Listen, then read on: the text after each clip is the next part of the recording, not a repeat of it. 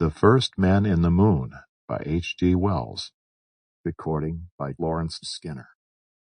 Chapter 1. Mr. Bedford meets Mr. Cavor at Lympne. As I sit down to write here, amidst the shadows of vine leaves under the blue sky of southern Italy, it comes to me with a certain quality of astonishment that my participation in these amazing adventures of Mr. Cavor was, after all, the outcome of the purest accident. It might have been anyone. I fell into these things at a time when I thought myself removed from the slightest possibility of disturbing experiences. I had gone to Lympne because I had imagined it the most uneventful place in the world. Here, at any rate, said I shall find peace and a chance to work. And this book is the sequel. So utterly at variance is destiny with all the little plans of men. I may perhaps mention here that very recently I had come an ugly cropper in certain business enterprises. Sitting now surrounded by all the circumstances of wealth, there is a luxury in admitting my extremity. I can admit even that to a certain extent my disasters were conceivably of my own making.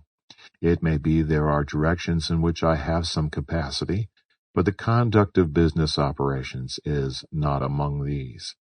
But in those days I was young, and my youth, among other objectionable forms, took that of a pride in my capacity for affairs.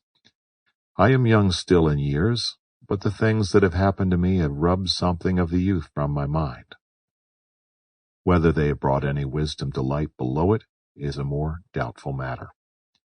It is scarcely necessary to go into the details of the speculations that landed me at Lympne, in Kent. Nowadays, even about business transactions, there is a strong spice of adventure. I took risks. In these things there is invariably a certain amount of give and take, and it fell to me finally to do the giving reluctantly enough. Even when I had got out of everything, one cantankerous creditor saw fit to be malignant. Perhaps you have met that flaming sense of outraged virtue, or perhaps you have only felt it. He ran me hard.